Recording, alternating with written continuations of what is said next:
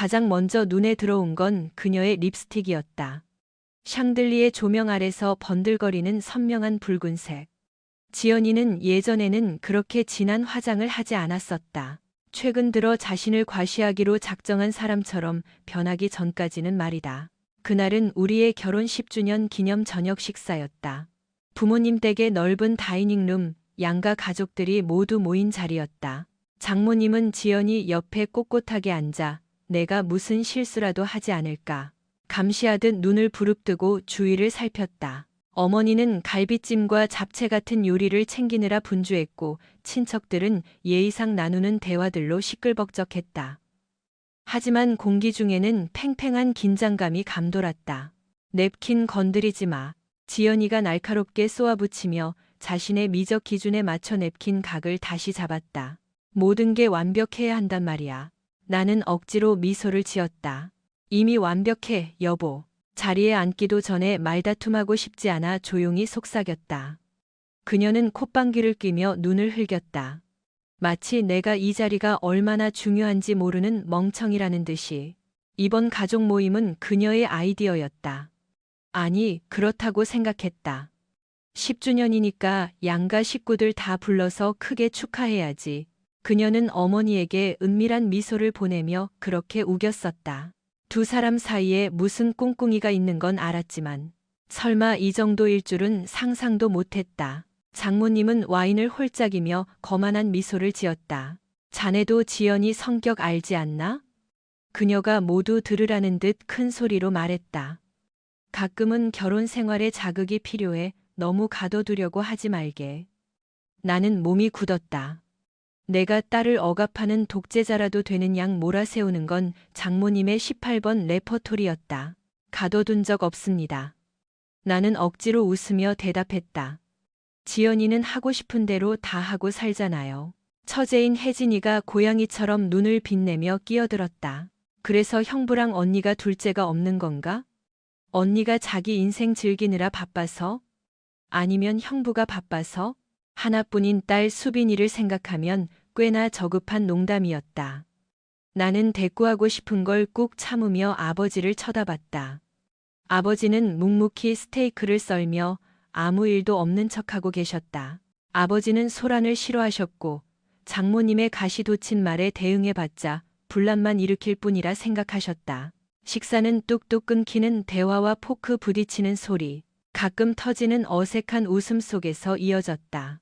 어느 순간 지연이와 장모님이 눈짓을 교환했다. 폭탄을 터뜨리기에 완벽한 타이밍이라고 판단한 듯했다. 초콜릿 케이크가 나왔을 때 지연이가 와인잔을 들고 일어섰다. 발표할 게 있어. 그녀는 나를 힐끗 쳐다봤다. 붉은 입술이 차가운 미소를 그리며 비틀렸다. 다들 내 결정을 지지해줬으면 좋겠어. 어머니가 케이크 칼을 내려놓으며 미간을 찌푸렸다. 결정이라니? 무슨 말이니 새아가? 지연이는 오만함으로 빛나는 얼굴로 고개를 갸웃거렸다. 나 깨달은 게 있어. 지난 몇 년간 너무 답답했고 인정받지 못한다고 느꼈어. 그녀는 노골적인 경멸을 담아 나를 가리켰다. 민준 씨는 내 정서적인 욕구를 전혀 채워주지 못해. 다른 부분도 마찬가지고. 턱 근육이 꿈틀거렸지만 나는 침묵을 지켰다. 그녀가 평소 드라마틱한 걸 좋아하긴 했지만 결혼기념일에 양가 어른들을 모셔놓고 부부 관계에 불만을 토로하는 건 선을 넘어도 한참 넘은 짓이었다. 식탁 주변은 찬물을 끼얹은 듯 조용해졌다. 장모님의 거만한 얼굴은 딸의 대담함이 자랑스럽다는 듯 환해졌다. 지연이가 턱을 치켜들었다. 나 오픈 메리지. 오픈 메리지를 원해.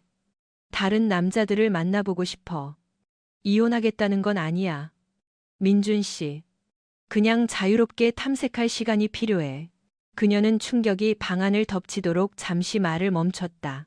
내가 그동안 참고 산 걸 생각하면 당신도 그 정도는 빚진 거야. 어머니의 눈이 공포로 커졌다. 아버지는 마시던 물에 사례가 들렸다.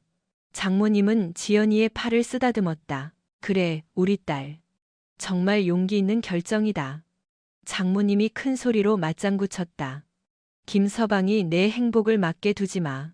얼굴이 화끈거렸다. 당신 미쳤어? 내가 낮은 목소리로 으르렁거렸다. 겨우 평정심을 유지하며 말했다. 이게 우리 기념일을 축하하는 방식이야? 가족들 앞에서 딴 남자랑 놀아나겠다고 선언하는 게? 그녀는 뻔뻔하게 어깨를 으쓱했다. 당신이 내 필요를 채워주길 기다렸어. 눈치를 줘도 당신은 전혀 몰랐잖아.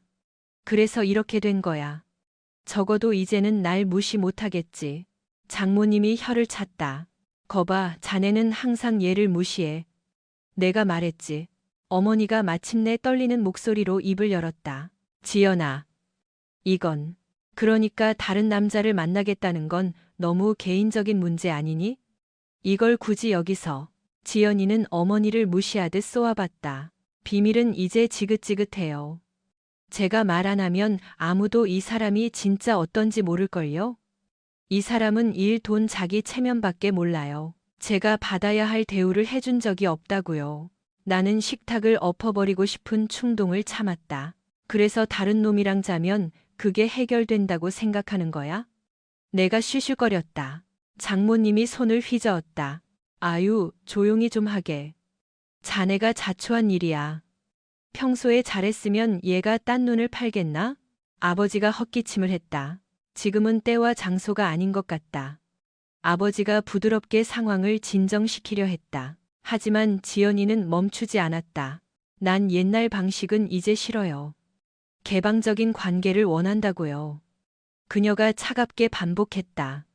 싫으면 당신이 나가든가. 나는 주먹을 꽉 쥐었다. 그래, 나가주지. 처제 혜진이는 와인을 마시며 잔인한 즐거움이 담긴 눈으로 지켜봤다.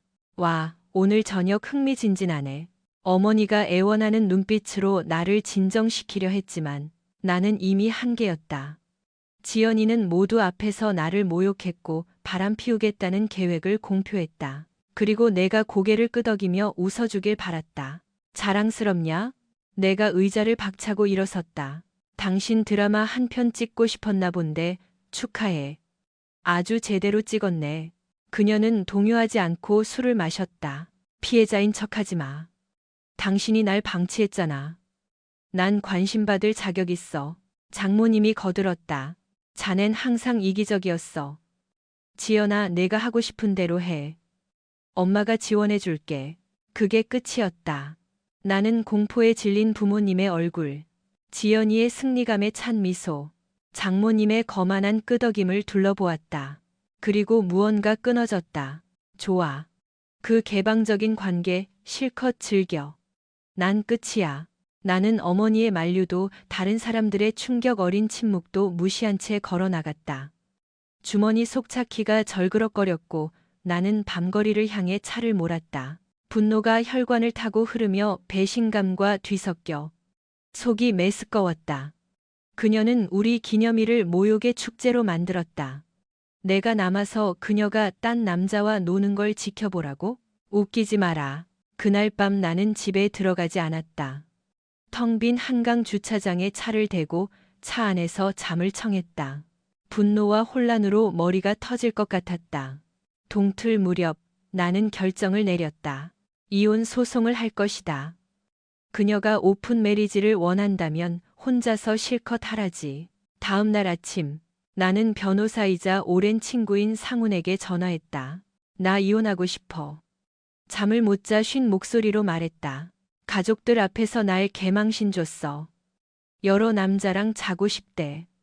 난 끝났어. 상훈이 한숨을 쉬었다. 힘들었겠네. 서류 준비하자. 일단 대화로 풀어볼 생각은 없는 거야? 대화? 헛웃음이 나왔다. 가족 식사 자리에서 뒤통수를 쳤어. 자기가 더 나은 남자를 만날 수 있다고 생각하나 본데. 어디 한번 해보라지. 우리는 재산 분할을 논의했다. 공동 명의의 집, 예금, 그리고 지금 대학 기숙사에 살고 있는 딸 수빈이.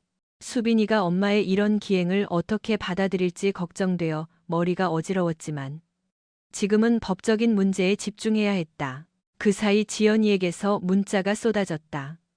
오만함과 분노가 뒤섞인 내용이었다. 겁쟁이처럼 도망가네. 전형적이야.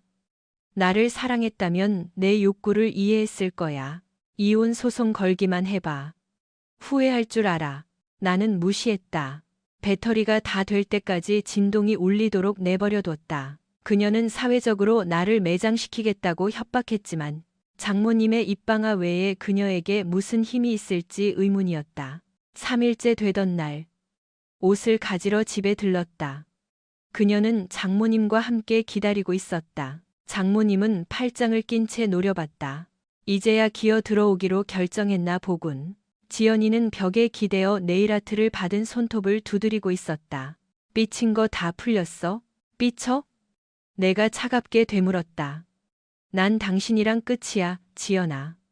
이혼 소송 접수했어. 그녀는 코웃음 쳤다. 고작 자유를 좀 달라는 요청 가지고? 철 좀 들어. 장모님이 거들었다. 자넨 항상 너무 꽉 막혔어, 김서방. 걱정 마라. 우리가 알아서 하마. 나는 발끈했다. 아니, 못할 겁니다. 난 나갈 거고 무슨 짓이라도 하면 법정에서 보게 될 겁니다. 지연이는 가소롭다는 듯 웃으며 팔짱을 꼈다. 협박할 수 있을 것 같아? 이 집도 공동 명의야. 우리 둘 다 돈 냈잖아.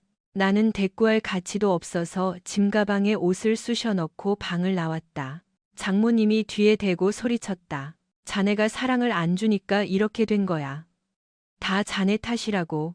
나는 돌아보지 않았다. 지루하고 고통스러운 법적 공방이 이어지는 동안 몇 주가 흘렀다.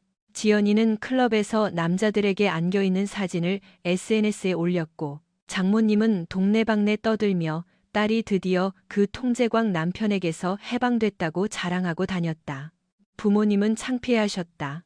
아버지는 그들의 수준으로 떨어지지 말라고 조언하셨고 나도 그러려고 노력했지만 속은 썩어 들어갔다. 지연이는 한때 사랑했던 결혼 생활을 구경거리로 만들었다. 나도 안다. 내가 완벽하진 않았다는 걸. 일하느라 바빴고 세심하지 못했을 수도 있다. 하지만 아무리 곱씹어 봐도 공개적으로 딴 남자를 만나겠다고 선언한 건 내 등에 칼을 꽂는 짓이었다.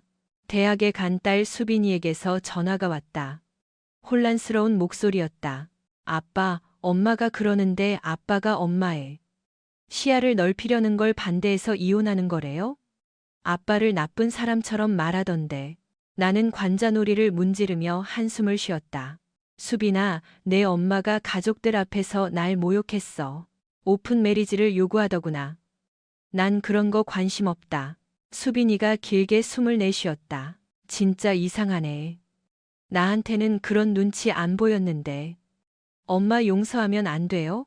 내 목소리가 날카로워졌다. 용서?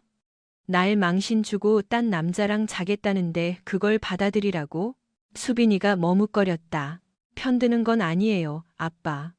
그냥 조용히 해결했으면 해서요. 할머니가 옆에서 자꾸 부추기잖아요. 나는 이를 악물었다.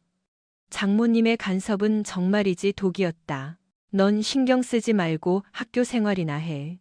이건 나와 내 엄마 사이의 일이야. 수빈이는 잠시 침묵하다가 작게 말했다. 알았어요, 아빠.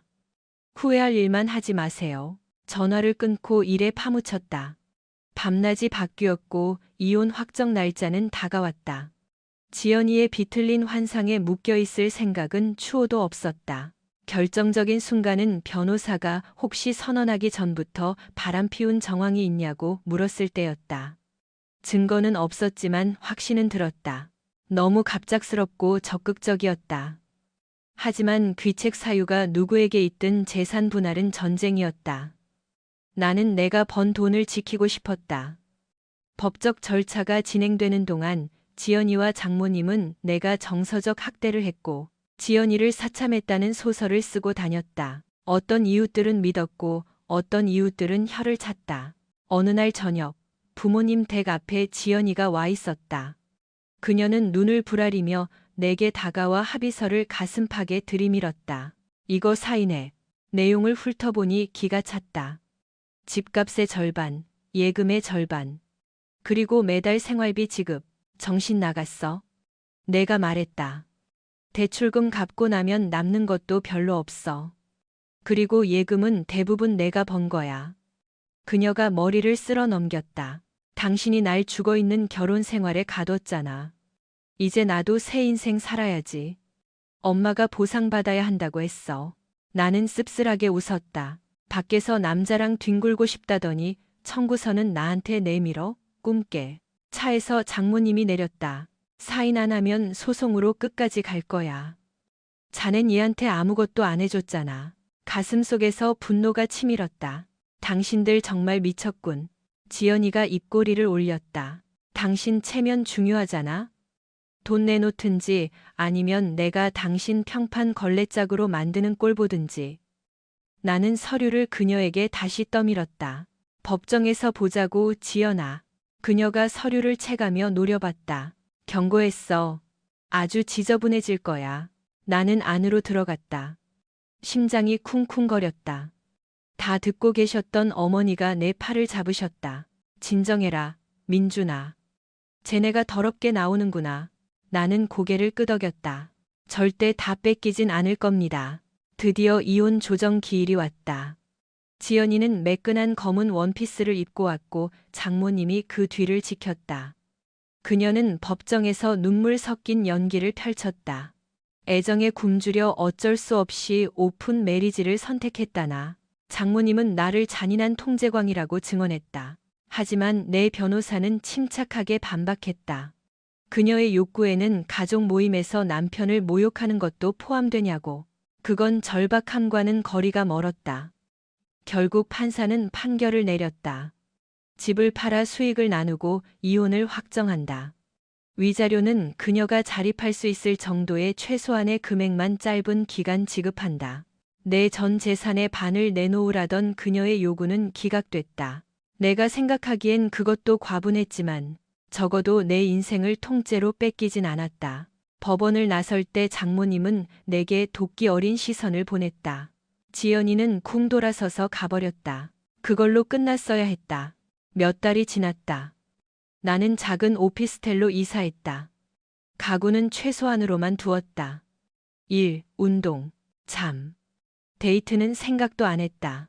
수빈이가 가끔 찾아왔지만 엄마 얘기는 조심스레 피했다. 그러다 뜬금없이 모르는 번호로 전화가 왔다. 받자마자 지연이의 다급한 목소리가 들렸다. 민준 씨, 나 돈이 필요해. 피가 차갑게 식었다. 장난해? 장난 아니야. 나 병원 치료비가 필요해. 성병이래. 그녀가 숨을 헐떡였다. 보험으로 다 안 돼. 엄마도 지금 당장 돈이 없대. 나는 헛웃음을 터뜨렸다. 그러니까 네가 문란하게 놀다가 성병 걸렸는데 그 치료비를 나한테 달라고? 잔인하게 굴지 마. 치료비 비싼 거 알잖아. 나도 실수한 거야. 조심했어야 했는데. 역겨움이 밀려왔다. 온 도시 남자랑 자고 다니더니 병 오마와서 나한테 손을 벌려? 어림도 없다. 그녀가 소리를 질렀다. 당신 나한테 빚진 거야. 날 외롭게 해서 밖으로 돌게 만들었잖아. 나는 핸드폰을 부러뜨릴 듯 꽉 쥐었다. 빚진 거 없어. 우린 이혼했어. 자유를 원했지? 가졌잖아. 지연이가 떨리는 숨을 내쉬었다. 그래, 내가 고통받는 꼴 잘 지켜봐. 이 냉혈한 같은 자식. 나는 코웃음 쳤다.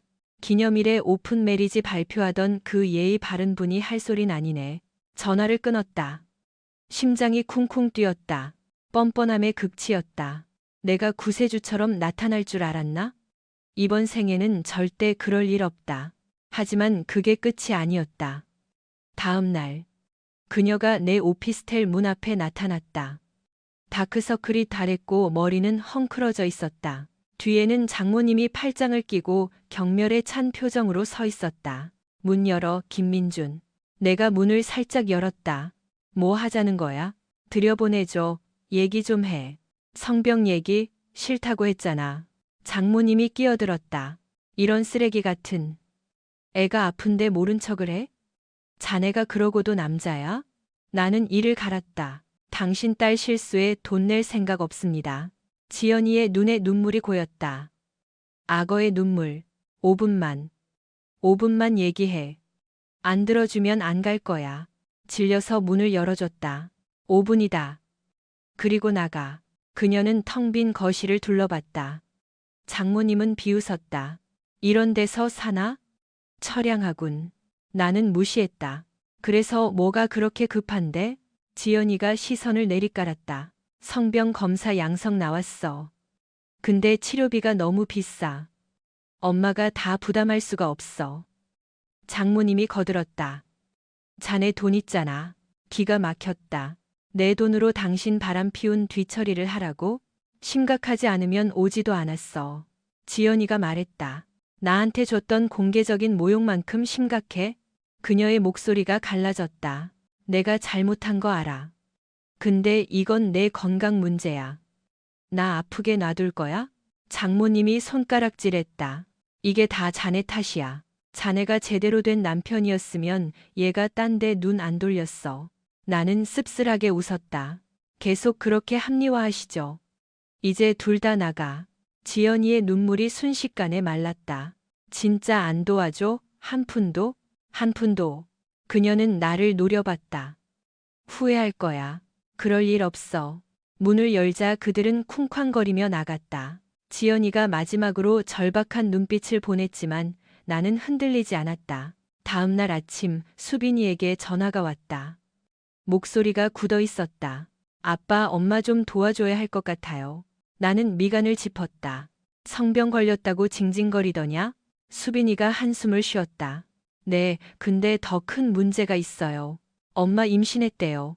이상한 무감각이 찾아왔다. 임신? 네, 그리고 아빠 애일 수도 있다고.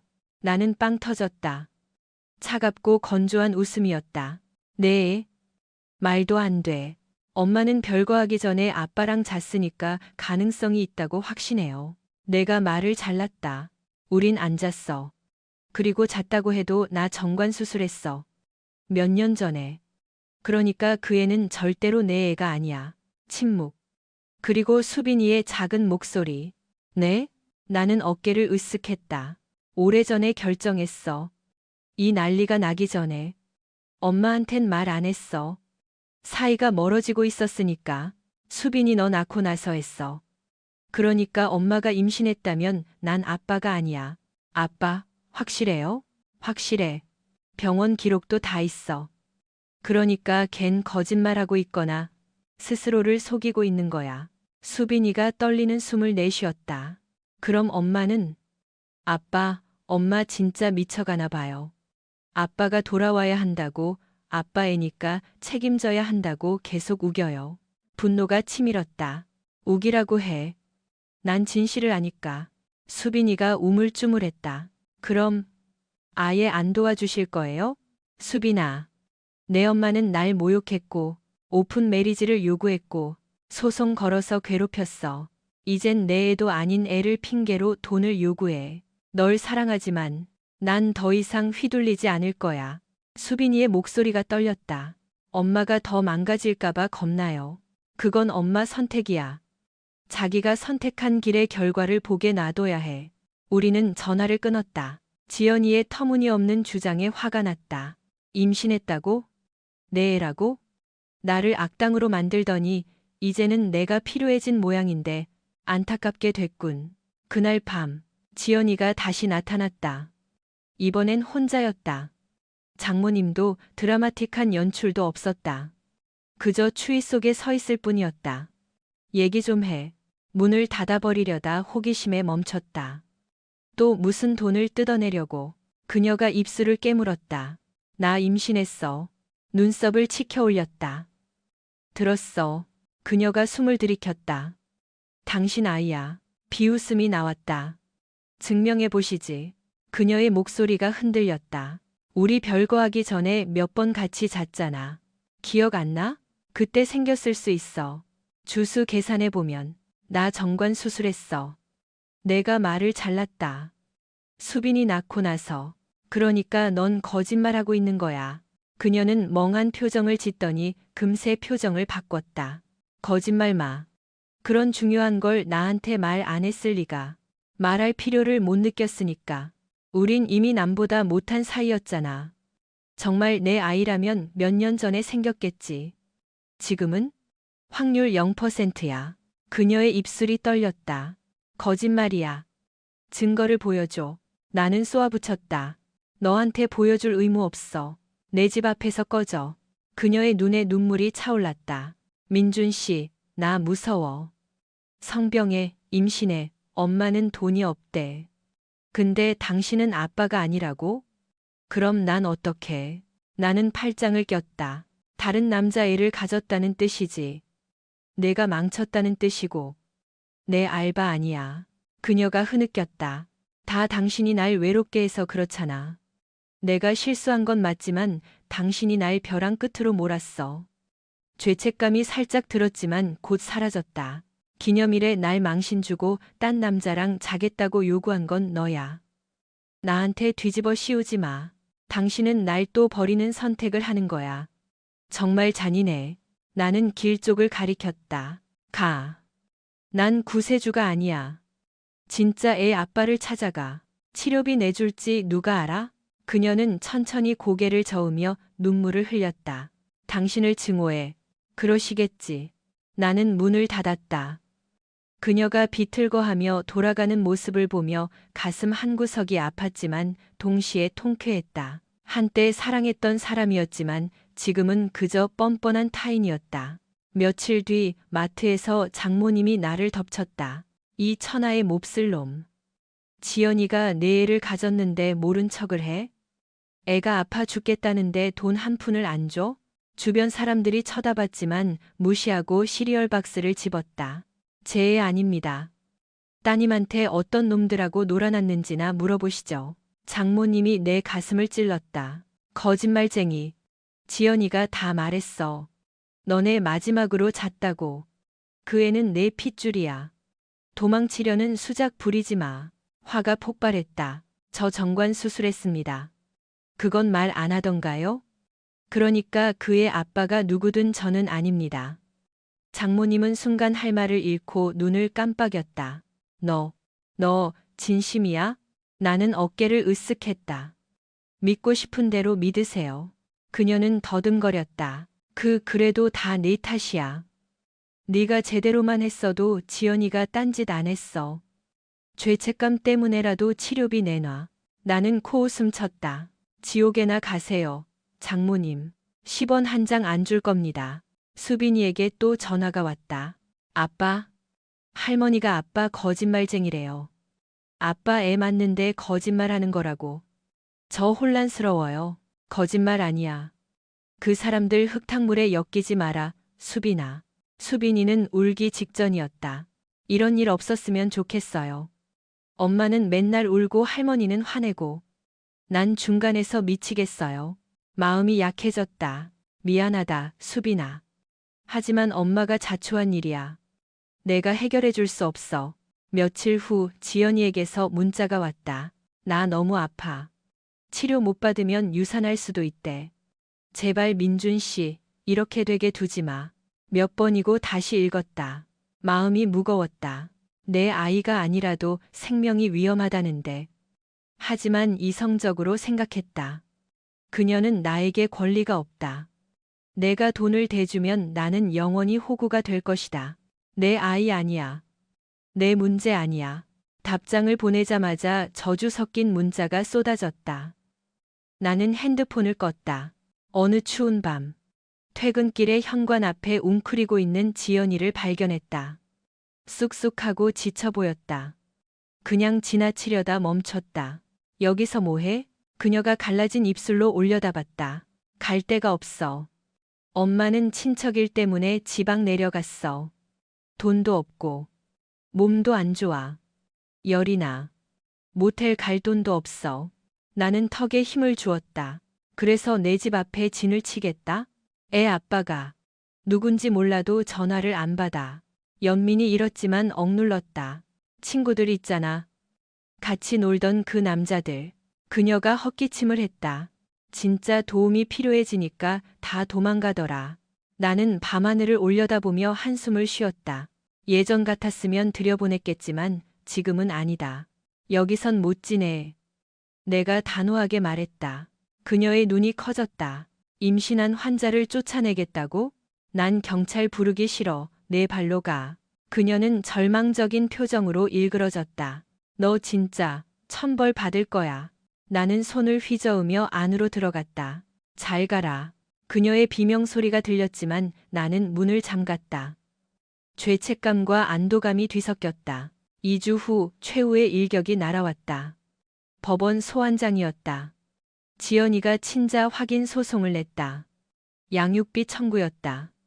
내 변호사는 내 정관 수술 기록을 보더니 웃었다. 지푸라기라도 잡고 싶나 보네요.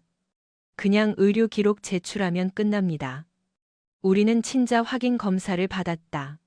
법원이 보게 했다. 결과는 당연히 불일치. 내 정관 수술도 증명됐다. 지연이의 주장은 무너졌다. 판사는 법원 시간을 낭비했다고 그녀를 꾸짖었다. 그녀는 결과가 낭독될 때 사시나무처럼 떨었다. 뒤에 있던 장모님은 나를 죽일 듯 노려봤다. 법원 밖에서 지연이는 눈물을 흘리며 나를 막아섰다. 나 벌 주고 싶었던 거지? 이제 소원 풀었네. 나는 어깨를 으쓱했다. 네가 너 스스로한테 벌 준 거야. 장모님이 침을 튀겼다. 평생 발 뻗고 못 잘 줄 알아라. 내가 제 인생 망쳤어. 나는 눈 하나 깜짝 안 했다. 먼저 망친 건 당신들이야. 지연이가 배를 감싸주며 비틀거렸다. 어떻게 이럴 수 있어? 한때 날 사랑했잖아. 나는 고개를 저었다. 사랑했었지. 하지만 네가 오픈 메리지 타령하던 순간 다 끝났어. 그녀는 입을 열었다, 닫았다 하더니 굵은 눈물을 흘렸다. 마지막으로 흐느끼며 돌아섰다. 장모님이 그녀를 부축하며 나를 노려봤지만 나는 걸어갔다. 발걸음이 무거웠지만 이상하게도 해방감이 느껴졌다. 정말 끝이었다. 그녀는 아빠 모를 아이를 가졌고 성병에 걸렸고 돈도 없었다. 나는 더 이상 그녀의 혼돈에 끌려 들어가지 않을 것이다. 그날 저녁 수빈이가 전화했다. 아빠, 결과 들었어요. 엄마는 히스테리 부리고 할머니는 아빠 욕하고 난리예요. 아빠 괜찮아요? 난 괜찮다. 끝났어. 내 아이 아니야. 수빈이가 목이 메었다. 엄마 편을 들어줄 수가 없어요. 저한테 거짓말했잖아요. 아빠가 나쁜 사람인 척. 저 엄마한테 너무 실망했어요. 편들지 않아도 돼.